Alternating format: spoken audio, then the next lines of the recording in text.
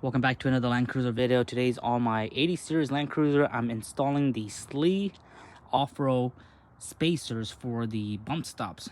These two little black pieces. They're made of they're not metal, but they're like heavy duty plastic, and they're super heavy too. Nice heavy duty. So as a set of two, come with the hardware. And these are the bump stops for the front. These are to prevent your front axle from too much up travel, because when you have too much up travel, your tire is gonna hit your body, or your shock is gonna collapse too much. On the last off-road trip we did out to Eureka, I was getting way too much up travel, and I was pretty much bottoming out. So I went ahead and ordered these, and we're gonna install it. It's pretty simple. If you know what you're doing, you should pretty much self-explanatory. Jack up the frame, remove the wheels, droop the axle, and the shocks just pops out, or the loosen the shocks, and then the coil pops out. I did a lift on this vehicle, so I know how it goes. And then once this comes out, this is what it looks like.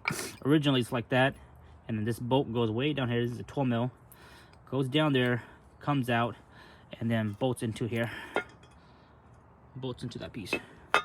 So all we're doing is we're just basically putting this spacer right here, and then this is the new hardware that will go through all this and screw onto that. So let me go ahead and do that, and I'll show you guys the aftermath. Simple, just like that. Instead of a 12 mil, you'll go ahead and use a 13 mil socket for the new hardware, and just bolts right into there. Really nice, heavy duty.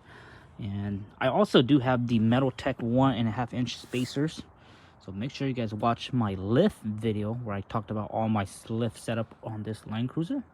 So I'm gonna go ahead and clean this up a little bit, and then I'll install this back on. I'll show you guys the full aftermath. Super simple. Here's the passenger side. When I took this out, this right here was filled with water in there because water can't escape. So I went ahead and drilled two holes right there and right there, just so that if next time water does get in there, they can at least drain out. Because when you put this puck right here, it seals it up. This is the only hole. So what happens a lot is water gets stuck in there, and also dirt gets stuck in there, because there's nothing blocking this right here when you put this on your shock tower. I mean, there's the little, you have this piece that kind of blocks it, but water can still get inside. So I'm gonna go ahead, and this one I already put back up, but I can still drill it. So I'm gonna go ahead and drill two drain hole, one on each side or opposite side. I'll probably drill over here, so when you're parking the vehicle on a hill, all the water will dump out on that side. So that's something to think about. So probably drill it from the farthest back or the farthest front. It doesn't really matter. At least there's a way for it to get out and not get trapped. Dirt will probably still get trapped, sand and stuff like that, but at least there's a way for the water to get out and it doesn't build corrosion. I got the shocks mounted back up. You don't have to release from the top. If you release from the bottom, it's much more easier. So these are the pucks. You can see extended 2 inches, and now we'll have less up travel, which is good, so we don't hit the bump stops, or we don't hit our body. So it's been a while since I rotated my tires. I haven't rotated them yet since I bought these tires. I probably have less than 2,000 miles on them.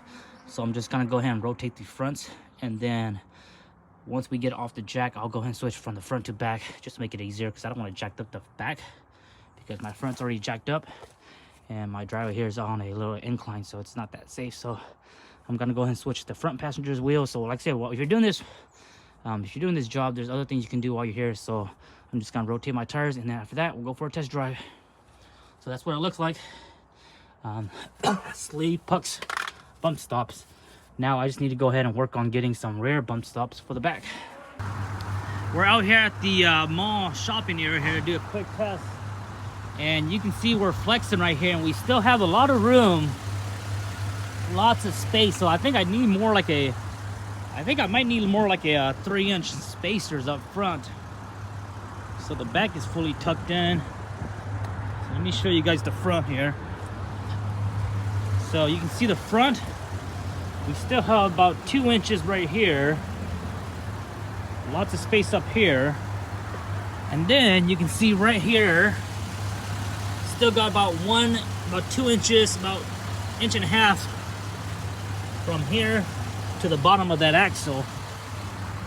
But I think right now we'll deal with the new 2-inch spacers and go from there.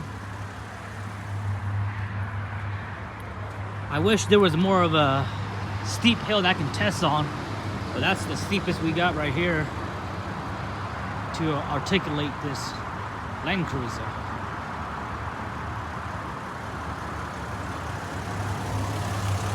Make sure the drag tie rod is clear. So far it's clear over here. So I hope you guys enjoy this video. I'll keep you guys posted if I need to do any more modification.